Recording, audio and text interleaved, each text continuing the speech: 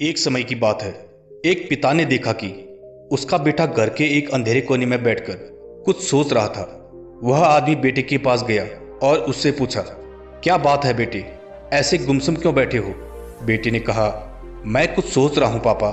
तो उसके पिता बोले, जरा मुझे भी बताओ, मुझे भी पता चले कि तुम इतनी गहराई से क्या सोच रहे हो। बेटा बोला, मैं ये सोच रहा हूं पापा कि आखिर मेरी जिंदगी की क्या कीमत है।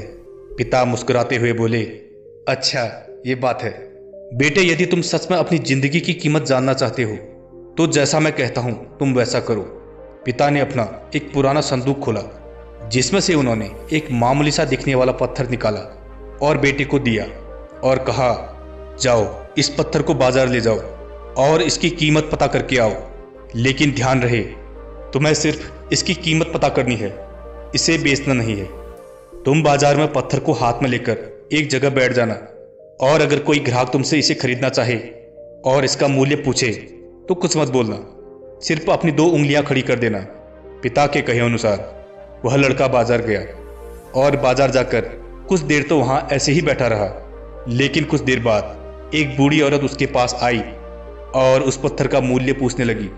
लेकिन लड़का चुप रहा, पर उसने बूढ़ी औरत की तरफ देखकर अपनी 2 उंगलियां खड़ी कर दी। तभी वह बूढ़ी औरत बोली, 200 रुपये? बेटा इस पत्थर के 200 रुपये ज्यादा कह रहे हो, पर ठीक है, मैं तुम्हें इसके 200 रुपये दे देती हूं। तब वह लड़का आश्चर्यचकित रह गया और मन ही मन सोचने लगा कि कोई कैसे इस मामले से पत्थर के 200 रुपये दे सकता है। क्या मैं इसे इस बूढ़ी माँ को बेच दूं? लेकिन तभी उसे अपने पिता की कही बातों का ध्यान आया कि इसे बेचना नहीं है, सिर्फ इसका मूल्य पता करना है। तो वह लड़का वहां से उठकर बाजार में अंदर की तरफ चला गया। चलते चलते उसे एक म्यूजियम दिखा तो लड़का म्यूजियम के भीतर चला गया। उसने वहां चारों ओर देखा तो उसे अजीब पर दिखने में काफी मूल्यवान चीजें दिखी।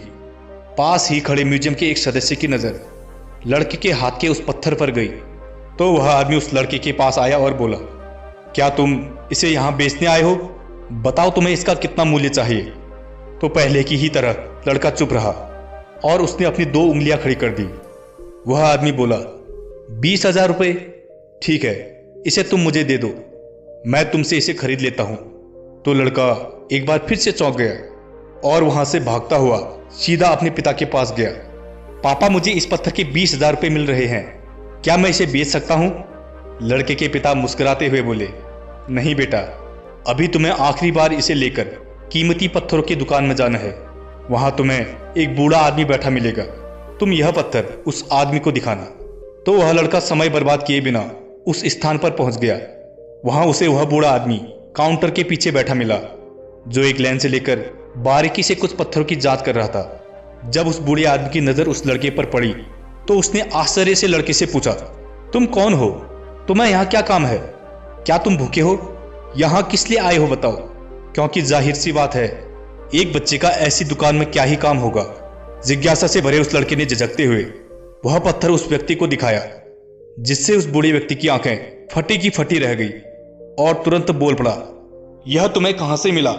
मैंने अपनी पूरी जिंदगी इस नायाब पत्थर को खोजने में लगा दी। सुनो लड़के, क्या तुम मुझे इसे बेचना चाहोगे? बताओ तुमने इसका कितना मूल्य लगा रखा है? तो लड़के ने फिर से अपनी 2 उंगलियां खड़ी कर दी। वह बूढ़ा व्यक्ति मन ही मन सोचने लगा, यह तो एक अमूल्य हीरा है, ऐसा नायाब हीरा करोड़ों रुपए देकर भी मिलना मुश्किल है। वह बूढ़ा व्यक्ति उस लड़के से बोला, मैं तुम्हें इसके 2 लाख रुपए दूंगा, कृपा कर यह पत्थर मुझे दे दो। इस कहानी से हमने यह सीखा, अगर हम गहराई से सोचें तो उस पत्थर की ही तरह हमारा मानव जीवन भी बहुत बहुमूल्य है। पर यह आप पर निर्भर करता है कि आप 200 रुपये वाला पत्थर बनना चाहते हो या 2 लाख वाला। हम में से बहुत से लोग इस जीवन की कीमत नहीं जानते और खुद को नाकारा व तुच्छ समझते हैं।